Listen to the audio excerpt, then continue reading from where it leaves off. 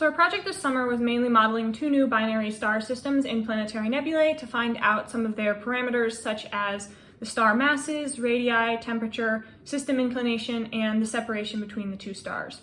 We want to know more about these types of binary star systems because there are about 70 known, but fewer than 20 have actually been modeled, and so we want to learn more about the types of properties that these systems can have.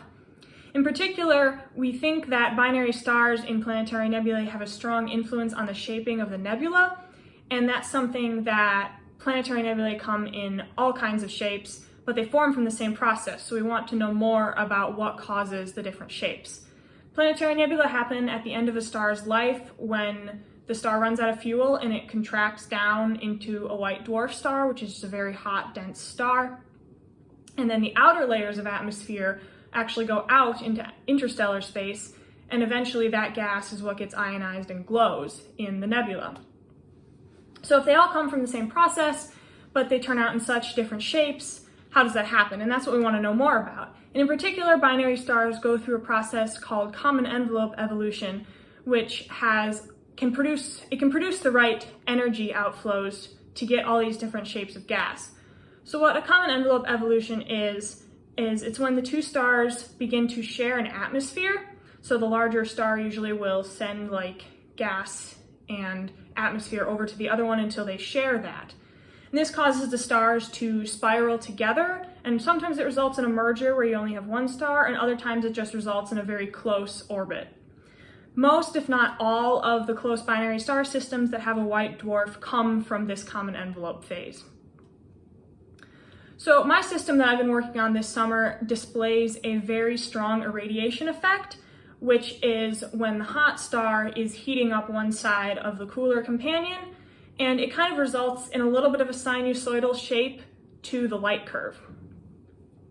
So far, I've just been working on finding models in mainly one filter, just the visible spectrum, but there's also blue light, red light, and infrared light as well. And then I'm going to go back through those models and figure out which ones actually work in all four filters and hopefully find a smaller range than what I currently have now, and then adjust those parameters to find the upper and lower limits of that range to get some of the values for this star. The system that I've been working on this summer is called LO16. The top plot is the light curve, which shows brightness over time as the two stars orbit. I was given 3 versions of this light curve in 3 different color filters. My models must fit in all 3 filters, which helps me limit the possible solutions to the system. Shown here is only the infrared filter and the red data points. My model is the blue curve. This light curve shows a small eclipse around phase 0.4. The smaller window above is a zoomed-in view of this eclipse. Eclipses are very useful to have in this data because the shape of an eclipse corresponds to very specific radii, temperatures, and inclinations. The light curve also has an overall curvy shape that indicates irradiation, similarly to Maggie's system. The radial velocity curve beneath the light curve is very interesting for this system. This plot shows the velocity of each of the stars as they revolve, which is directly related to their masses. The data points in red are not positioned in a way that a normal sine curve can go through them all. I had to experiment with many different parameters in order to create the bump that you see in the blue curve, which is my model. These 2 graphs represent one possible solution for the system. The values of the variables that correspond with this model are listed in the table. For a system with a small hot central star and a cooler, larger main sequence companion, many of these values align with what we expect. For example, the vast majority of central stars in these systems have a mass from about 0.6 to 0.8 times the mass of the Sun.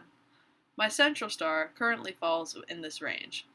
My temperatures also fall in a reasonable range. The hot central star at 90,000 Kelvin is significantly hotter than the 3,500 Kelvin main sequence star. Using my solution as a starting point, I can work on increasing and decreasing each parameter in order to find all the values that fit the curve. I'm still working to fit the curve as closely as possible before I start to explore the full range. However, it is likely that my final ranges will be close to the values listed in the table currently. Maggie and I will continue working on modeling our systems moving forwards.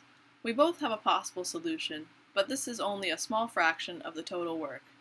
We will continue exploring the full range of possible parameters.